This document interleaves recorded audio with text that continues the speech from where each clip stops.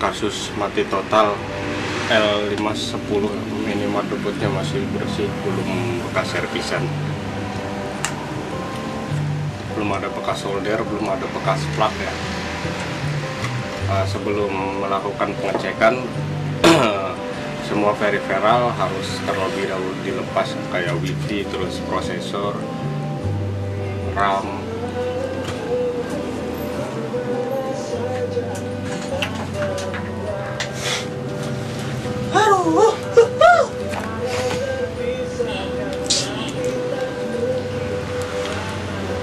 Pertama cek dulu adaptor normal 19 volt, 19 volt. Kemudian baru colokan adaptor.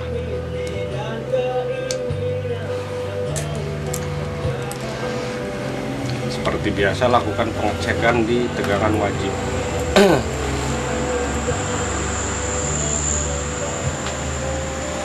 Di sini 19 volt ya. Terus di 3 volt dan 5 volt.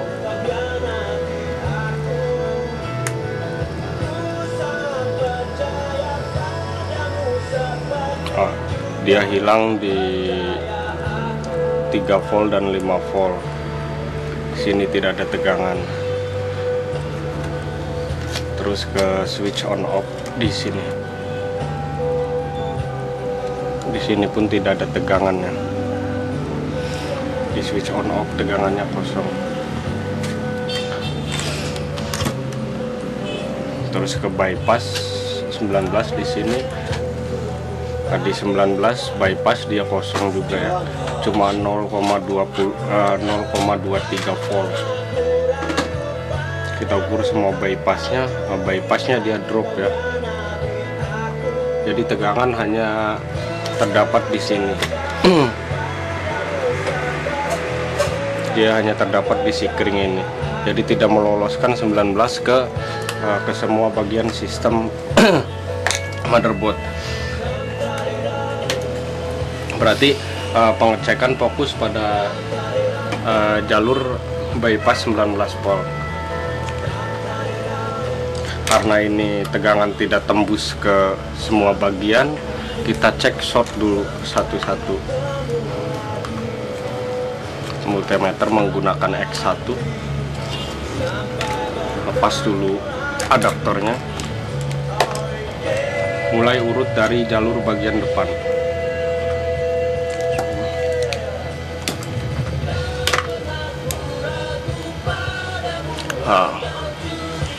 Agak jauh. Di sini tidak short ya. Kita cari komponen yang jarumnya kalau dibolak-balik selalu ke angka 0. Di sini enggak short. Terus diurutnya dari mulai jalur 19 volt terus ke baterai. Ukur satu-satu seperti ini, MOSFET dan kapasitor.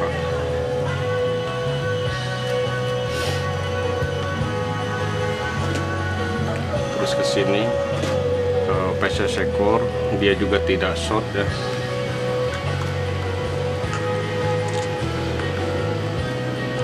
Di 3 volt dan 5 volt dia juga tidak short. Ini bisa berakibat dari short setengah atau komponen PU yang rusak. Sebelum melakukan cabut pasang komponen, kita lepas dulu ini baterai CMOS.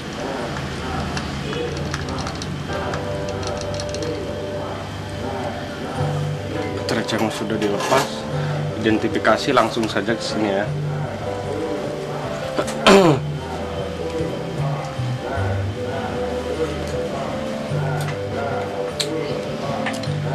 Kita buang dulu induksi pada buang dulu statis pada komponen PU, IC power ya, IC charging. Letak IC charging berdekatan dengan baterai dan jack adapter.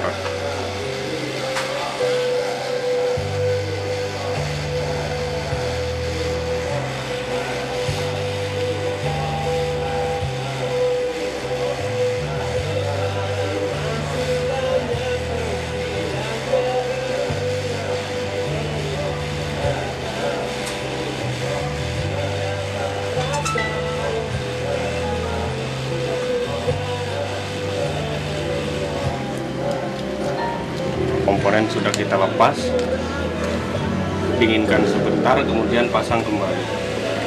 Ini hanya untuk membuang elektrostatis ya, atau ESD.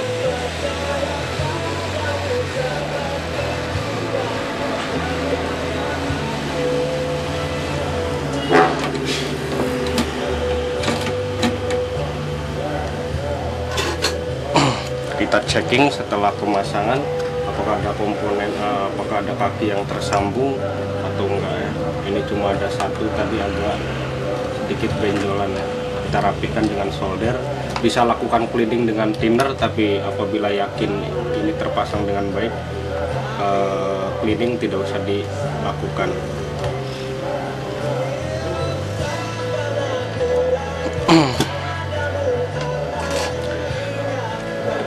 Setelah komponen PU terpasang, kita coba cek lagi.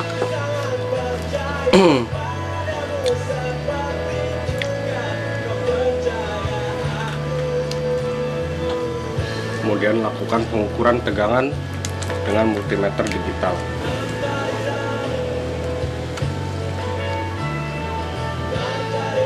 Ini dia masih tetap ya, tegangan masih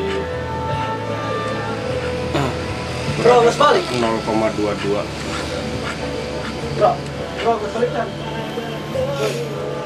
Berarti induksi pada elektrostatis ya, elektrostatis tidak terdapat pada PU. Ini gejala bisa berakibat dari PU atau ada komponen lain yang short setengah ya. Jadi dia short tunggal. Di posisi jarum dia bergerak, tapi dengan nilainya yang sama atau 10. Misalkan seperti ini, jarum bergerak, kita cabut.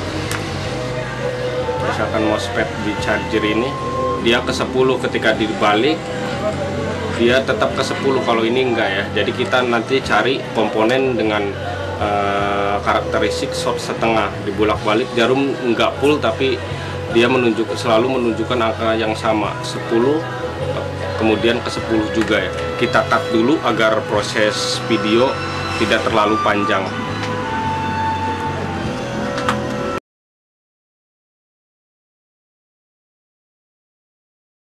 Sip. Lanjut ke sesi yang kedua, tadi kita potong videonya. Sekarang sudah mendapatkan sampel IC yang sama ya. Kita coba ganti dulu backingnya.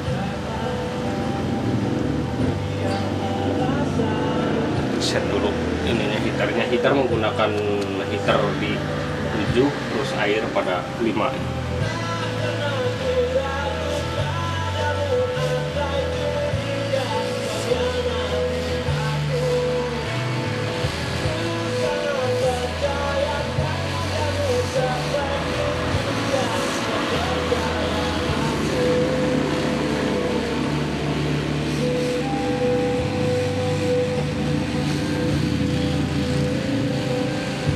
Apabila perasaan kita sudah yakin untuk mengangkat sebuah chip, ketika proses pengangkatan lakukan saja ya.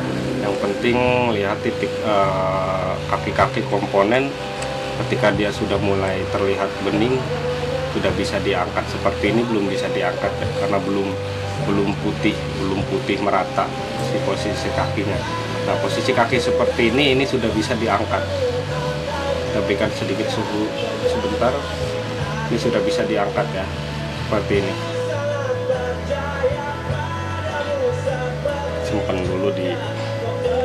Kita simpan dulu di sini. Nah, sekarang pengangkatan untuk IC pengganti.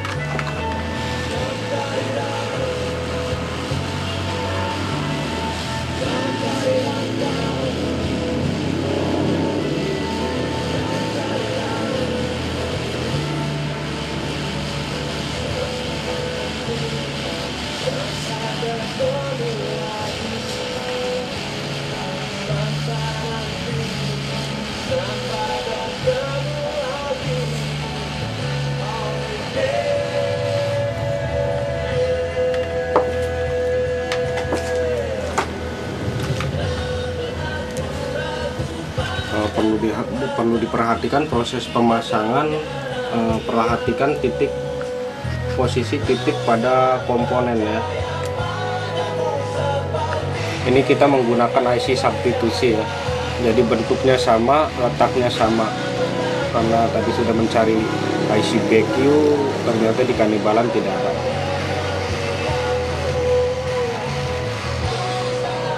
Bentar.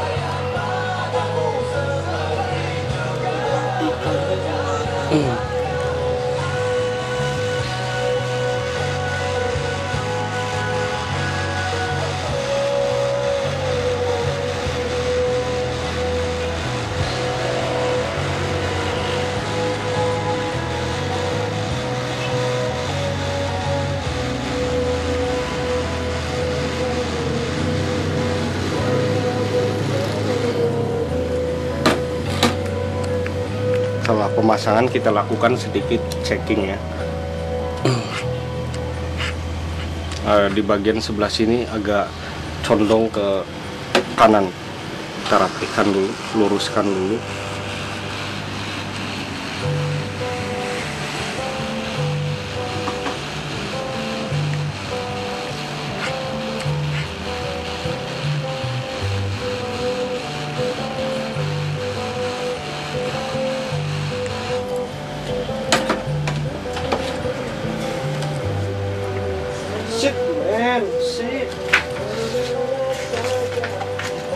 Kita lakukan proses checking lagi ya, sebentar. Oke, sepertinya komponen sudah terpasang dengan baik. Kita langsung lakukan pengujian apakah 19 sudah bisa keluar dengan menggunakan IC substitusi.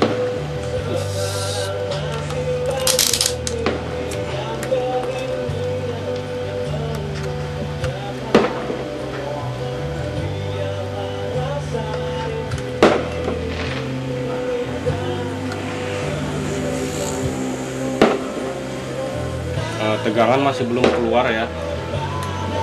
Ini bisa jadi dari komponen substitusi ini yang tidak cocok, atau bahkan ada komponen lain yang short setengah seperti yang sudah dijelaskan di awal. Ini kita pastikan dulu apakah memang IC ini problem apa tidak. Ini teknik cepat ya, tanpa melihat skematik, tanpa melihat datasheet, tanpa mengukur input dan output IC.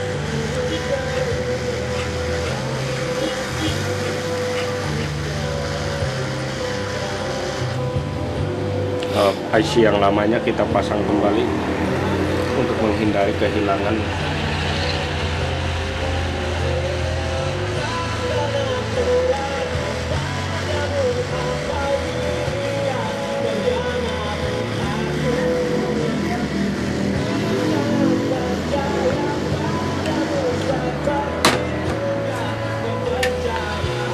Oke, kita cut dulu, kita cari dulu IC BQ dengan jenis yang sama. Nanti kita lanjutkan kembali ke sesi yang kedua ya.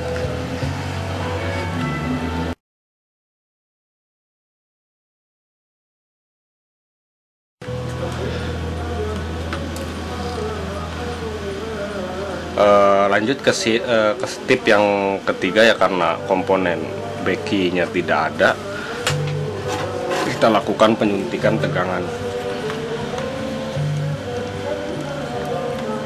Pertama di 19 volt bagian depan ya. Tidak ada perut.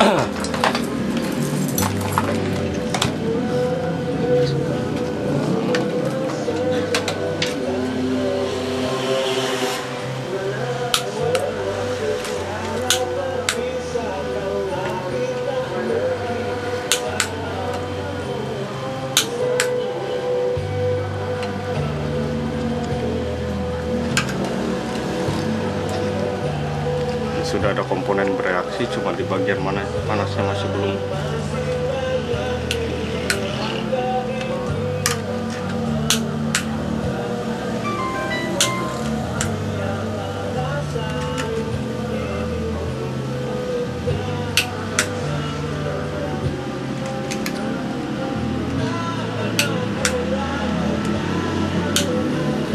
Ini sudah ada komponen bereaksi ya, di MOSFET bagian sini. Kita buka lagi powernya ya, kita buka sekarang. Kita kamera fokus. Ada reaksi, sedikit reaksi, dia komponen jebol ya.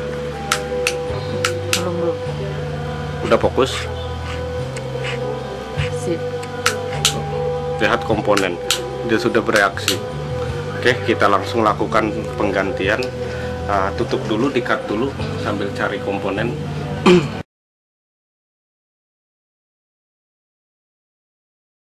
Oke. Masih di L510. Kita lanjut ke step 4 setelah ditemukan reaksi pada komponen setelah dilakukan penyuntikan. Penggantian.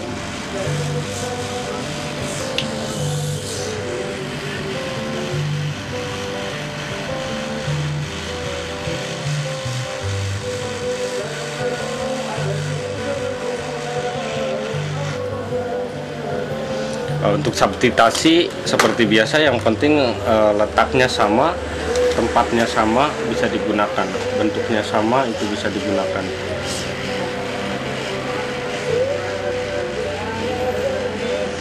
Kita ambil dari netbook bekas Acer ya. Karena Acer sama, dia menggunakan 19 volt bypass.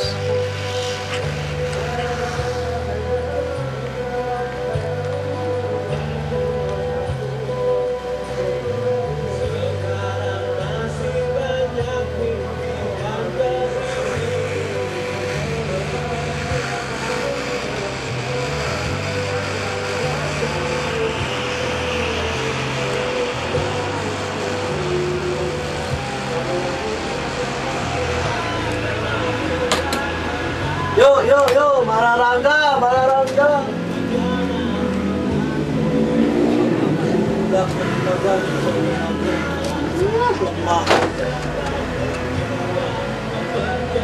Kita lakukan ini, komponen pemasangan bekas tadi kurang baik ya, kurang sempurna.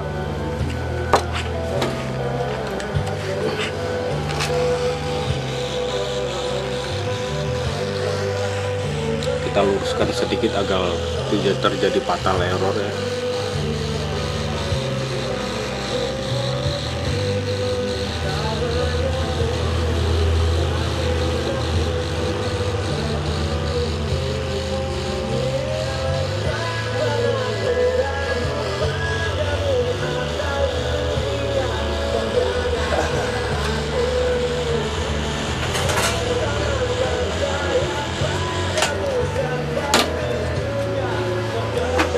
Komponen sudah terpasang dengan baik. Kita lakukan pengujian suntik lagi. Apakah komponen yang tadi diganti masih tetap bereaksi atau tidak. Kita gunakan power supply PSU 12 volt. Di ampernya kuat sampai 5 ampere.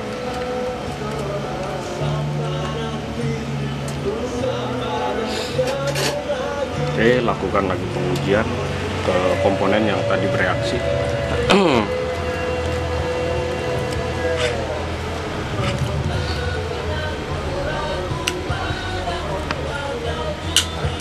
Dia sudah tidak bereaksi ya, dan kipas pun dan kipas pada power supply ini sudah normal. Ke sini lagi. Kita lakukan pengujian tegangan.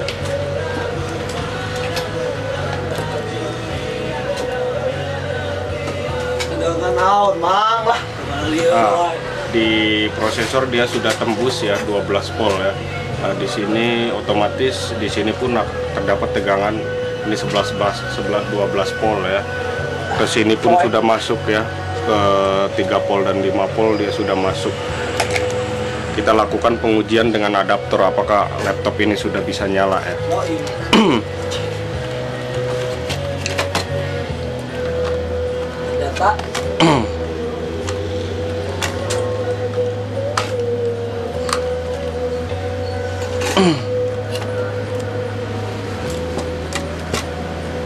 Prosesor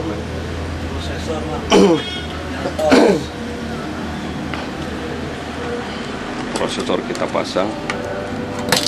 Kita lakukan pengujian tegangan bypass.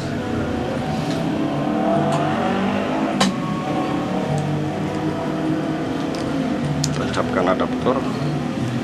Ya, ini sudah nyala ya.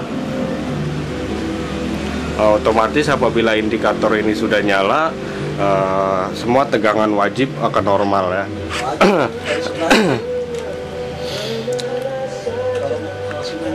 Di sini sudah terdapat tegangan 19 volt di jack adaptor. Kemudian lari ke depan bagian 3 volt dan 5 volt kita uji ke belakang. Di sini sudah terdapat 5 volt ya. Otomatis di ini terdapat 3 volt. Di sini pun sudah terdapat tegangan di switch. Dia menggunakan protect signal ya. Oke, kasus untuk L510 selesai pada step keempat ya. Lampu indikator berhasil nyala. Dengan pengujian PSU, ada komponen bereaksi pada area 19 volt sistem. Oke, sekian dan terima kasih. Wassalamualaikum warahmatullahi wabarakatuh. Waalaikumsalam warahmatullahi wabarakatuh.